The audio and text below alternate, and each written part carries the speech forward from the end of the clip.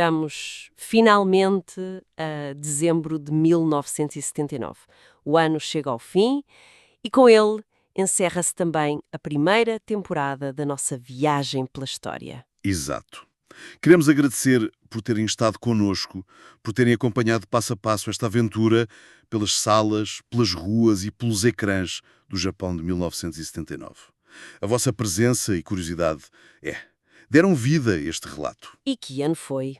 Dezembro, no Japão, é um mês especial, não é? Aquelas iluminações nas avenidas, as ruas cheias de gente apesar do frio, as famílias a preparar as festas de fim de ano. É verdade. Há um ambiente diferente. E na cultura, o ano também fechou com coisas interessantes. Estreou um mangá shoujo novo, o Kokelikot Zakakara, na Nakayoshi, certo? Sim, e o Don Drácula, do mestre Tezuka, continuava na Weekly Shonen Champion, e aquele Machine Sword, uma mistura curiosa de mangá e brinquedo da Tommy. Pois, mostra bem a vitalidade do mangá, sempre a experimentar. E na televisão, algo quase impensável hoje em dia estava a acontecer com o Mobile Suit Gundam. Ah, sim. A história é fantástica. O anime estava a ter dificuldades, não estava a aprender o público em geral, Certo. mas de repente, um grupo de fãs, muito dedicados, começou a mobilizar-se. Cartas, pedidos para continuar a série. Uma campanha de fãs, basicamente. Exatamente. E resultou. Esse apoio salvou o Gundam do cancelamento e, bem, lançou as bases para o mito que é hoje. Incrível. Mostra o poder dos fãs, mesmo naquela altura. E claro, o fim do ano culturalmente foi marcado pela música, os Japan Record Awards. Que premiaram a Ju Young com Miserere. Isso, e depois o Kohaku Utagassen, o programa tradicional. No desporto tivemos o Campeonato Asiático de Basquetebol em Nagoya, que a China ganhou. E não podemos esquecer a natureza. O tefão Tip, que tinha passado há pouco tempo, ficou na memória como um dos mais fortes de sempre. Um ano cheio, sem dúvida. Mas vamos ao nosso foco. A indústria de diversão eletrónica. Temos as edições de 1 e 15 de dezembro da Game Machine e da Amusement Tushin. Exato. E elas mostram um final de ano bastante agitado. Muitas novidades a chegar ao mercado japonês, mas também muita influência do que tinha acontecido lá fora. Refere-se à feira Amoa Expo 79, em Chicago, que foi em novembro. Precisamente. As fontes dão-lhe bastante destaque e indicam uma presença japonesa muito forte. A Taito, a Sega Esco Trading, a Universal USA estavam lá em força. E muitos visitantes japoneses, pelo que percebi. Quase 200. Sim, as estimativas apontam para isso. A própria Game Machine organizou grupos de visita. E o interessante é a percepção que eles trouxeram de lá, que está bem patente nas revistas. Bem, a sensação geral descrita é de um domínio claro das máquinas de arcada japonesas.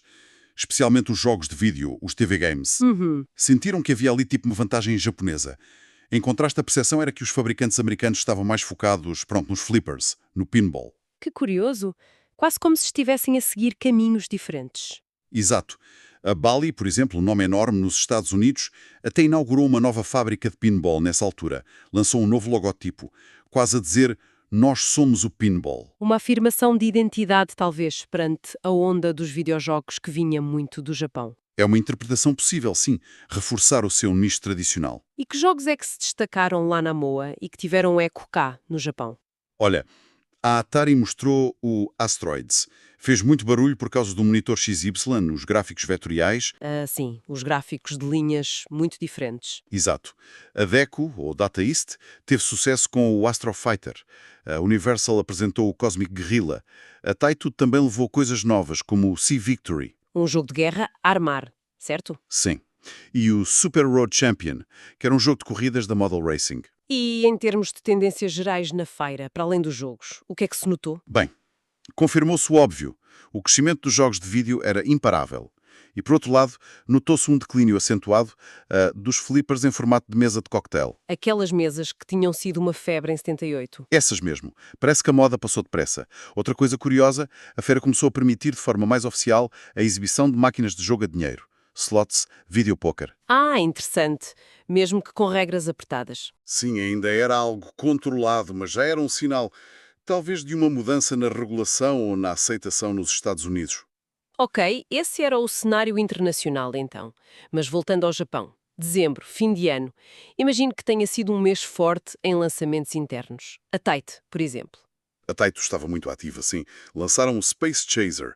As fontes descrevem-no como um jogo crossover. Crossover. O que é que queriam dizer com isso? Basicamente, aproveitava a onda do Space Invaders, o género invasores do espaço, mas introduzia, funcionalidades novas.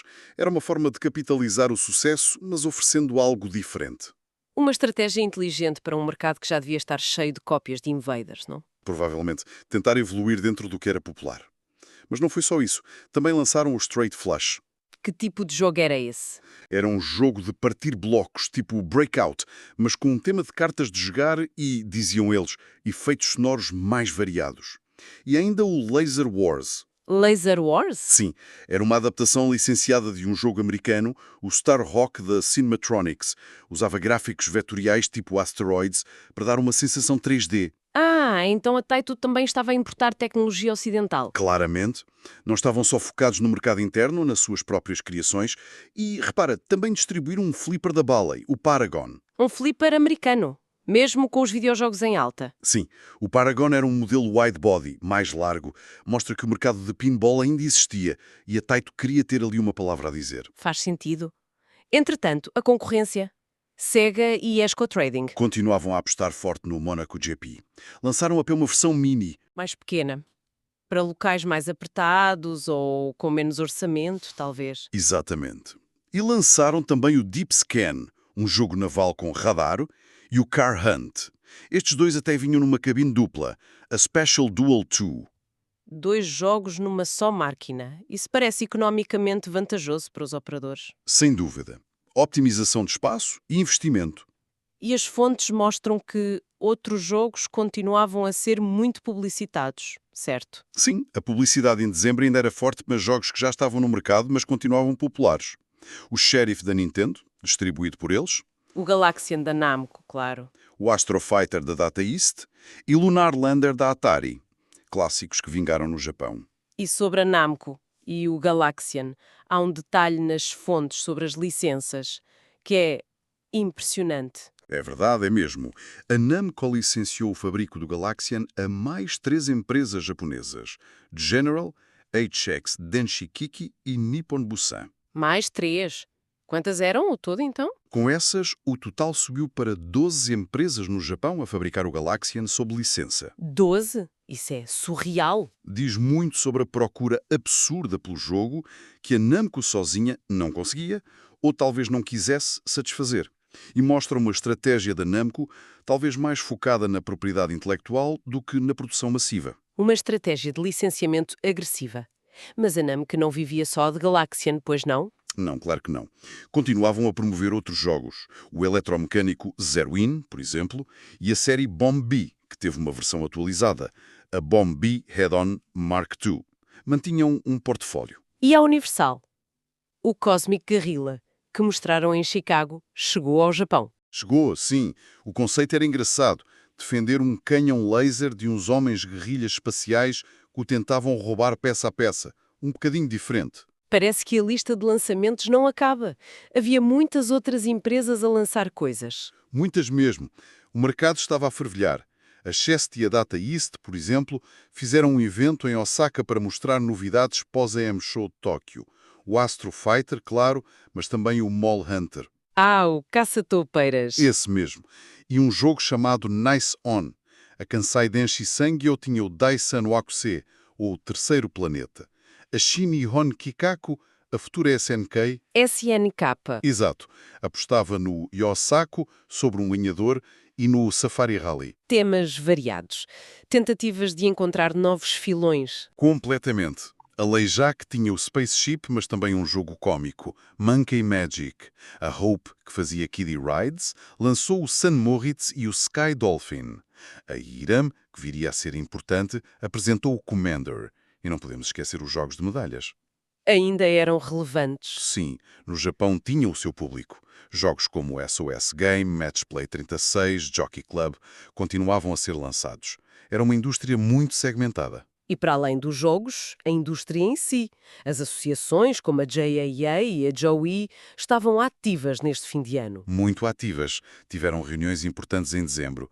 E um dos temas principais, segundo as fontes, foi precisamente discutir quais as máquinas mais populares vistas na Airshow de Tóquio em outubro. Para ajudar os operadores a decidir onde investir, imagino. Exatamente. Mencionaram jogos como o Monaco GP, Galaxian, Space Chaser, Lunar Lander, Sheriff. Era informação crucial para um negócio. E a nível local havia outras movimentações, preocupações específicas. Havia, em Osaka, a Associação de Operadores estava a tentar tornar-se uma cooperativa formal, para ter mais força, e continuava a haver aquela colaboração com a polícia sobre a delinquência juvenil. Pois esse tema da imagem dos salões de jogos era recorrente. Era uma preocupação constante. A indústria tentava mostrar que era responsável. Curiosamente, as fontes também falam de uma exposição de robôs em Tóquio que teve muito sucesso.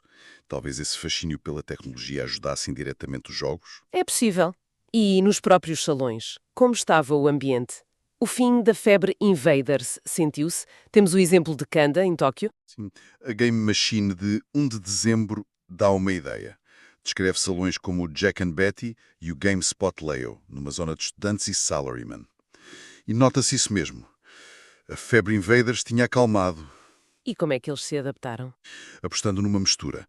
Jogos de vídeo, sim, mas também flippers, jogos de condução e, diz o artigo, melhorando o serviço ao cliente para manter as pessoas a voltar.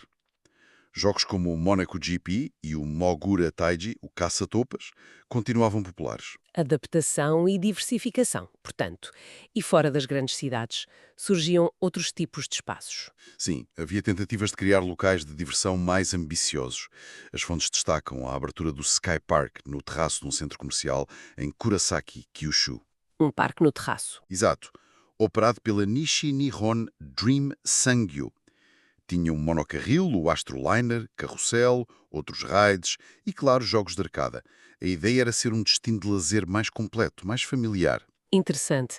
Se tivéssemos que resumir 1979 para os videojogos no Japão, qual seria a imagem principal? Bem, teria de ser o domínio vacilador do Space Invaders durante grande parte do ano. Aquilo foi uma onda que mudou tudo. As arcadas, o negócio, até à falta de moedas de 100 ienes. Certo. Mas o final do ano, como vimos em dezembro, já é flor o que veio a seguir. A indústria a procurar o próximo grande êxito, a lidar com os clones, a precisar de inovar. E essa febre também acelerou o declínio de coisas mais antigas, como certos jogos de medalhas. E ao nível das empresas? Na SEGA, por exemplo, foi um ano de reorganização interna. O Hayao Nakayama a ganhar cada vez mais peso, mesmo com a ESCO Trading ainda muito presente, e a concorrência, em geral, a organizar-se de forma diferente. Como assim? Começamos a ver mais fabricantes a adotar sistemas de hardware modulares. Quer dizer, cabines onde se podia trocar o jogo mais facilmente. Isso reduzia custos para os operadores. Faz sentido. E havia um problema que persistia. Sim, a pirataria. Era uma luta constante, sempre presente nas entrelinhas das notícias. Lembra-nos que por trás da diversão havia uma guerra industrial e legal a decorrer. Uma imagem complexa, sem dúvida, de um ano de viragem. Pois foi. Quanto a nós, a nossa viagem por 1979 ainda não acabou. No próximo episódio, vamos continuar em 79, mas mudamos de cenário. Vamos para os Estados Unidos. Exato. Vamos ver como estava o mercado americano nesse mesmo ano. Quem eram os líderes por lá? Que desafios económicos sociais é que a indústria enfrentava do outro lado do Pacífico? Vai ser interessante comparar as duas realidades. Sem dúvida. Uma perspectiva complementar, mas essencial para perceber o quadro global daquele momento. Então, fica o convite, vemo-nos muito em breve nessa exploração, desta vez nos Estados Unidos.